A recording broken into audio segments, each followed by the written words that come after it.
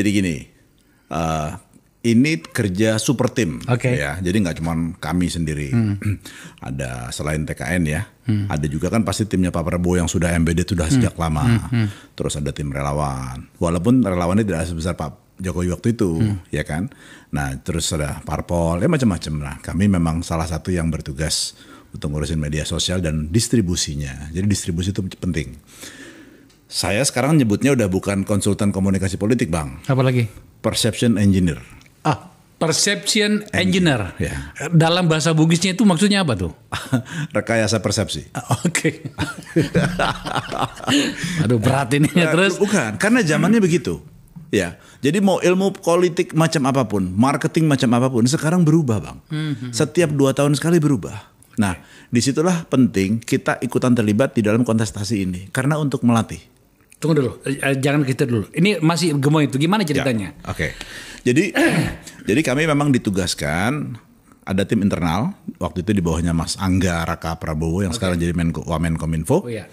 Ada kami tim eksternal. Jadi kami mengangkat sisi humanisme dari Pak Prabowo. Nah, waktu itu memang kesepakatan kami barengan di super tim ini adalah gimana kita bisa nge-shifting dari sosok Pak Prabowo yang sangat militaristis menjadi sosok yang lebih humanis, cair, bahasa kita lovable.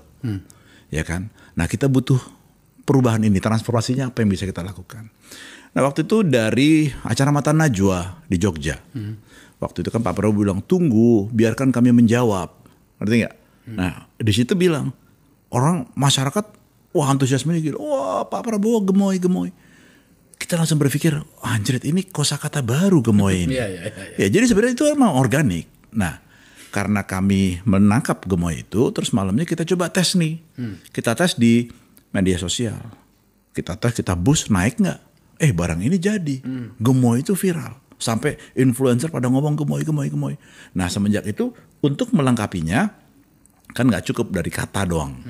Gemoy terus sosoknya Pak Prabowo kan nggak bisa setiap saat Pak Prabowo kita bikin begini joget-joget kan. Nah, kita pikir kita butuh atribut lain. Nah, kita carilah yang namanya kartun karakter gemoy itu, Pak Prabowo dan Mas Gibran. Nah, itu kita cari, nah dapat ada beberapa opsi yang kita pilih yang sekarang beredar. Testing kita pada waktu itu melalui billboard. Billboard di jalan-jalan, kita coba deh di Jakarta dulu. Waktu itu nggak salah 70 titik. Wah, semua jadi viral. Semua pada nge-videoin, wah ada begini. Ya kan contrasting. Pertama kali di dunia yang ada pilpres pakai kartun. Itu belum pernah ada di dunia.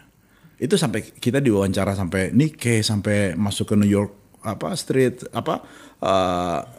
macam-macam media internasional. Nah, karena memang berhasil, orang jadi membayangkan itu. Terus untuk melengkapinya kita juga ada Encun, Prabowo, Gibran, macam-macam lah. Nah, terus, yang orang nggak tahu Pak Prabowo ini doyan joget dari dulu. Jadi joget gemoy itu nggak ujuk-ujuk, Bang. Tentara itu juga doyan joget, Bang. Iya, mereka punya joget sendiri. Mereka punya, iya kan? Ada jogetnya Papua, apa tuh namanya? Ya banyak lah joget-joget mereka. Nah, pada waktu itu Pak Prabowo spontan. Nah, spontan disukai masyarakat. Nah, dari situ Pak Prabowo nangkep lah. Dan Mas Teddy ini kan pintar ya. Teddy ini kan orang yang selalu melekat. Dan Mas Teddy ini, Mayor Teddy ini di sebelah Pak Jokowi dan di sebelah Pak Prabowo. Nangkep nih bahasa viralnya seperti apa. Ya kita cuman submit data, ini begini, dia diterjemahkan sama Pak Prabowo begitu. Ternyata jadi, beneran ya? Beneran meledak gitu ya? Meledak. Jadi, dari situ, yang menarik temuannya adalah dalam semua program yang ditawarkan oleh Pak Prabowo. Pak Prabowo nanya besokannya setelah acara Jogja, ketemu sama saya di acara lain gitu di Jogja juga. Gimana semalam? Wah bagus Pak, suka sama program saya. Sukanya sama gimmick Bapak.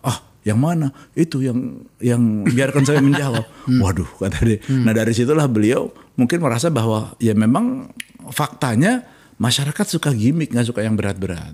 Nah disitulah akhirnya data kami itu cuma ada 2 program Pak Prabowo yang disukai masyarakat. Yang pertama makan siang gratis, yang kedua hilirisasi. Apapun masyarakat nangkepnya hilirisasi, ngerti apa enggak kita nggak tahu. Tapi paling tidak itu. Terus kenapa nggak jadi menteri, Bro? Ya kita kan nggak ada potongan jadi menteri juga.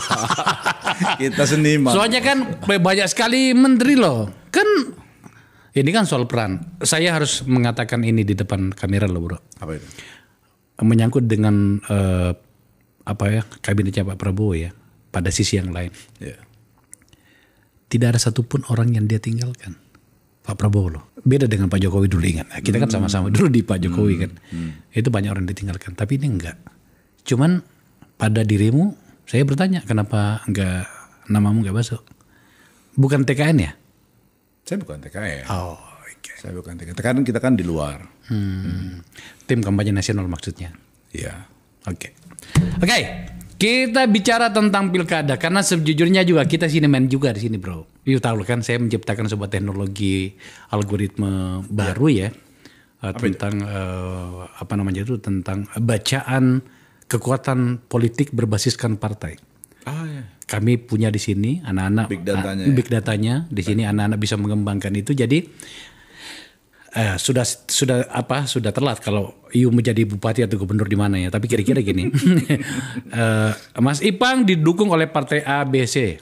Kami bisa tahu bahwa sebenarnya basis politikmu di TPS ini sekian. Ya. Karena di situ kan kita bisa baca perilaku juga. Ya, alhamdulillah kami mendampingi beberapa daerah dan tampaknya bagus banget. Oke, tapi kan bro, you datang ke sini tidak untuk berbicara tentang saya kan? Enggak, tapi kita ngasih tahu bahwa sekarang ini metodologinya bisa diimbangi. Jadi yang kami lakukan, kalau di kantor saya, di kantor kami bisa mengambil data percakapan medsos sampai ke komen semua platform. Kalau selama ini kan orang cuma ngambil dari Twitter. Iya. Karena yang open platform Twitter. Iya. Kita enggak. Mau apapun platform. Termasuk TikTok juga? Semuanya. Oh, oke. Jadi lebih enak. Jadi pada waktu kita mau tahu nih, kira-kira masalah debat misalnya, debat 1 hari gitu, diambil tuh datanya, kejadian ini, oh ternyata yang disukain ini. Atau kita dalam sebuah daerah, DKI gitu, isu apa yang lagi diomongin di DKI, kita bisa tahu tuh dari seluruh platform. Nah itu enaknya. Kalau begitu kita tunggu. Dan itu nggak cuma buat pilkada, kedepannya buat pemerintahan, buat apa, mudah mengidentifikasi. Dalam konteks politik, ya udah kita teken kontrak nanti kerjasama mendekati Pilpres 2029. Wah. Oke, bro. Siap. Ini pilkada. Tentu saja kita memperhatikan ini. Saya pengen tahu dari sisi Anda sebagai seorang, bukan lagi konsultan politik, apa tadi namanya? Perception engineer. Perception engineer. Whatever that means. Oke. Menurutmu komunikasi politik yang dipakai kandidat sekarang ini seperti apa? Apakah kita maju atau kita stuck pada sebuah titik atau kita malah mundur? Baik dari sisi makna maupun dari sisi rajutannya. Itu aku pengen tahu, Bos, soal itu tuh. Silakan. Ada 4 hal penting dulu nih sekarang kalau mau kita menang dalam sebuah kontestasi. Nomor 1 adalah awareness ya. Ya. Awareness itu kan popularitas. Ya. Yang kedua adalah kapabilitas. Ya kan? Nah, karena awareness orang tahu, kapabilitasnya dia siapa nih orang begitu tahu ya kan? Karena berhubungan sama elektabilitas nantinya nih. Nah, tapi yang terakhir juga penting, isi tas. Apapun sekarang ini kalau nggak ada isi tas susah. Begitu ya? Oh iya. Faktanya dari pileg kemarin, money politik emang semakin hari semakin berat. Ya, jadi banyak sekali kemarin itu cerita bahwa semua tinggal nunggu di ujung. Nggak usah capek-capek, nggak usah sosialisasi, di ujung nyiapin sekian jumlah untuk sekian daerah, jelas. Nah itu juga sedih gitu kan. Nah dari 4 hal tadi ya, isi tas kita kesampingkan ya. Harus awareness dulu ya, popularitas, kapasitas, sama elektabilitas. Nah semakin kesini kan seharusnya semakin mendidik.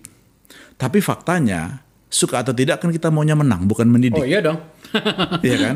Oh saya dimarah-marahin di Twitter itu. Wah Anda bikin gemoy ini tidak mendidik, cuma joget-joget doang. Saya bilang, saya ini di-hire untuk memenangkan kandidat, bukan mencerdaskan masyarakat. Ini 2 hal yang berbeda. Ya kan? Selama saya tidak menjelekkan masyarakat dan membuat masyarakat bodoh, menurut saya tidak bersalah. Ya kan? Ini hanya metodologi. Jadi sekarang ini makanya kita nih bangsa gimmick, Bang. Semua dikit-dikit gimmick. Nah, cuman kadang-kadang orang kebablasan. Kebanyakan gimmick capek juga. Iya kan? Substansinya apa? Nah, sekali lagi, kalau dibilang tanya maju apa mundur. Sementara kalau bagi saya sebenarnya maju secara inovasinya maju. Ya kan? Tapi apakah pendekatannya yang dilakukan oleh kandidat itu benar atau enggak? Ya tergantung relatif. Yang kandidat, hal paling simpel adalah gini, program. Oke. Kampanye kan menawarkan program. Ya, apa yang mereka mau tawarkan. Permasalahannya, programnya terlalu banyak. Orang lupa ingat. Kadang-kadang orang jualan, saya orang Jawa, jualan di Padang.